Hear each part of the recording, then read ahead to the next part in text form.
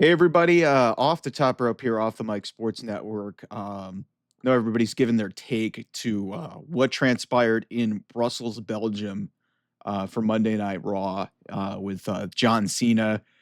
First heel promo in over 20 years.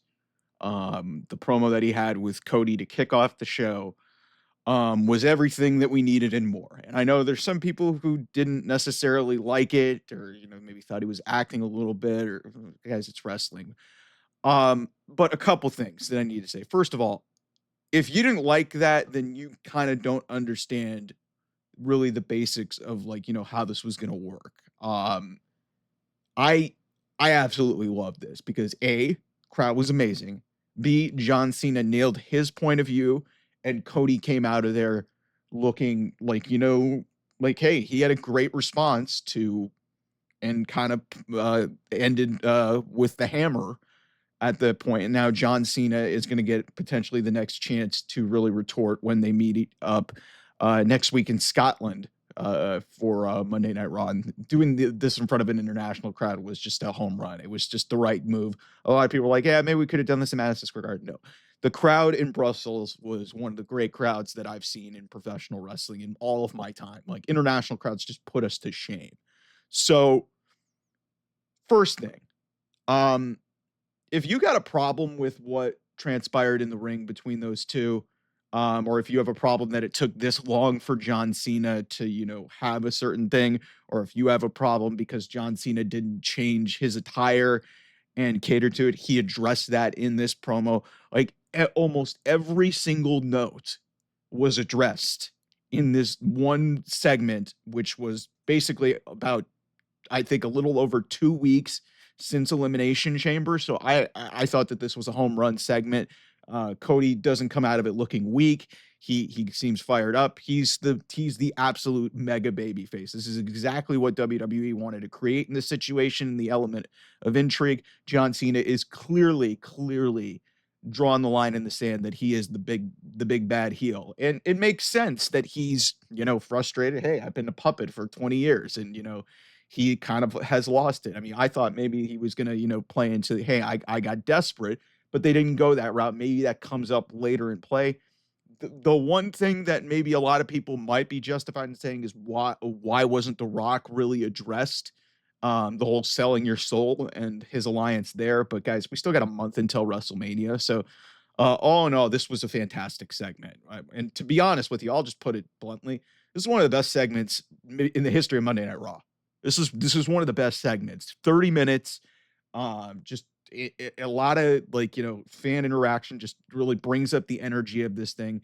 Seeing John Cena in a capacity you haven't seen him in for most of his career, and you could kind of feel it. I know a couple of people that I follow are like, man, it didn't sound authentic. I was like, first of all, John Cena is an actor, but secondly, I actually kind of felt it a little bit that hey, he felt hey, wronged because it's just like, yeah, maybe this promo is coming about 5-6 years a little bit too late, but it makes sense in his final year, and he did a good job of appealing and getting his emotion out there to the crowd and say, yeah, y'all are we're in I've been in an abusive relationship for the last 20 years. You guys never gave a shit about me, and so it was fine.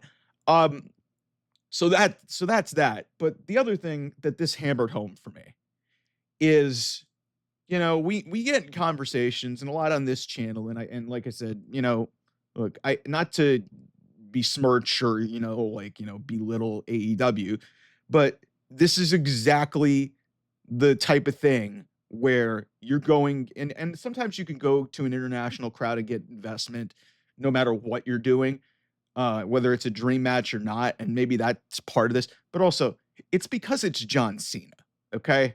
This guy that some people loved and respected and were attached to for 20 years as the mega white meat babyface of WWE and of professional wrestling turns heel, and this is his first promo in in like 21 and a half years as a heel. Like we haven't heard him in this capacity ever in WWE, at least on screen. We've never seen him publicly, in the media. He's always been a nice guy. So seeing him in this capacity after being such a big time draw to this entire, company for so long. It's a moment that we're going to remember and cherish as wrestling fans for a long time. And moments, and that I always say this, and well, a lot of what happened uh before Vince McMahon, they were, they kind of were, trying to bank on some of these moments, and they didn't have them because they didn't have a lot of these, like, shock heel turns to this degree that they went to. They didn't take very many risks. But now you have this moment etched in your mind saying, oh my God, John Cena's out here as a heel, yelling at the audience, saying they don't deserve him. And, the guy who granted more make a wishes than everything. Like, you're not going to get that. And I always say now, more than ever, and this has been hammered home really since Triple H took over, and, Cody Rhodes comes over, obviously, and CM Punk leaves AEW. Moments are better than matches.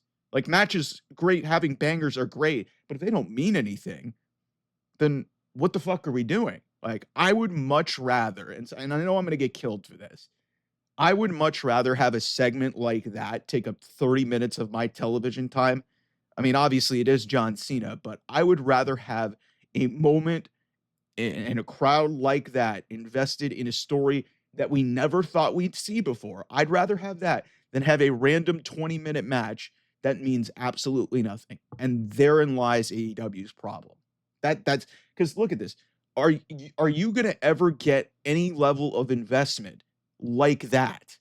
Like, hell, your secondary feud down, like, we could go further down the show. Like Rhea Ripley getting involved with Io Sky and Bianca Belair, and we get a big old fight and almost a table spot. Like, you you've got to create the interest in moments, and WWE has done a better job of that over the course of their history. It got a little bit dull and it got a little bit outdated because Vince McMahon was not willing to, like, take a lot of chances. And, WWE has kind of played it a little bit safe with the Jey Uso and Gunther storyline, which is, to be honest with you, been kind of disappointing. But you take a look at a lot of the matches that happen at Revolution. Like, my issue has never been, like, AEW's ability to put on a good match in the ring. Like, they've always been able to do that. Do I think sometimes they overdo it? Yes. With too many kickouts or too many crazy spots or whatever? I've said that. But when you rely on just, the dream match aspect or something, or you don't have a compelling story, then you're kind of fucked. And I found watching Revolution one of the great examples of one thing that I think that people should get way more invested in is a story like what they did with Ricochet and Swerve Strickland over something as simple as a robe, like over Prince Nana's friend Jimmy Rave's robe with the embassy, and that became a critical piece in this feud, and got Ricochet massive levels of heat. So then when Swerve won the match and got it back and presented it to his manager and his friend in Prince Nana, then it was a beautiful moment for the fans. So if you have a hook, that's the thing. And so watching this promo, even though it was obviously going to be engaging, and it's because it is John frickin' Cena turning heel, his first heel promo, it just hammers home something that I've consistently talked about as a wrestling fan for the last 3-4 years, in that you've got to have compelling stories to hook in your audience to watch your product. You can't just get as far as saying, okay, we're going to book this match and, expect people to come watch the product. Like, here's another example. You have big time stars like Adam Copeland and John Moxley. Here's the problem. Adam Copeland's really just making it off of, the fact that he's still effectively Edge with a different name.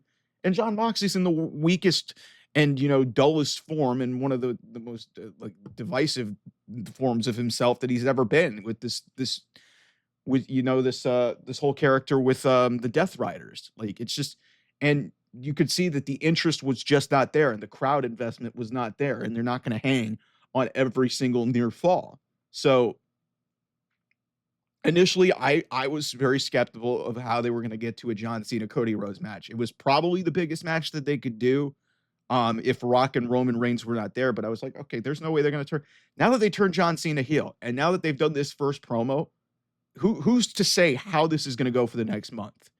I think WWE is in a really good position here to create and drum up even more interest, maybe even more mainstream interest. We still haven't seen The Rock since that night in Toronto.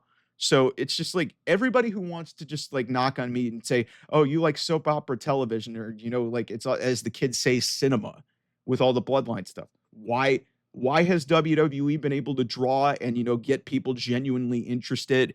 It's because they put their stuff up on social media. They have these clips and they have these crowds and they have these moments that they create that get people to say, damn, that's pretty cool. And then the wrestling aspect comes in, and you're going to probably get a great match at WrestleMania because Cody is as good as there is in terms of connecting with the audience. He's a great wrestler. John Cena is a better wrestler than people give him credit for, even though he's near the end of his career. So you're going to get the wrestling aspect of it too. Like this is the side of things that I think people just don't understand on the AEW side. That okay, yeah, it's great that you're an alternative and it's great that you can deliver great matches, but hey, that's only going to get you so far.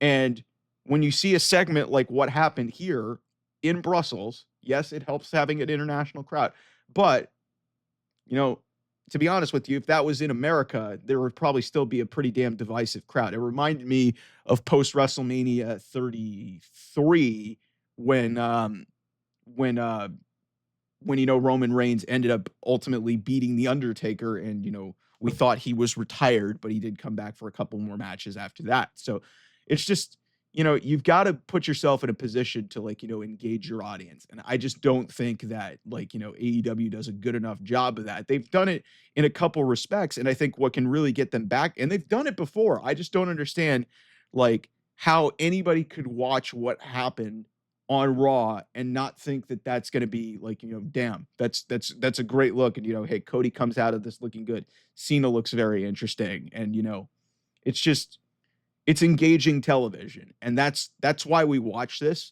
Yes, it is professional wrestling, but at the end of the day, this is an episodic weekly television show that gets you from point A to point B, which is like, okay, let's get from one week to the next week, let's get from the next week to the next week, and then we connect these storylines and get them to a pay-per-view. In this case, we're getting them to WrestleMania so we can cap off the big finish to our big storylines.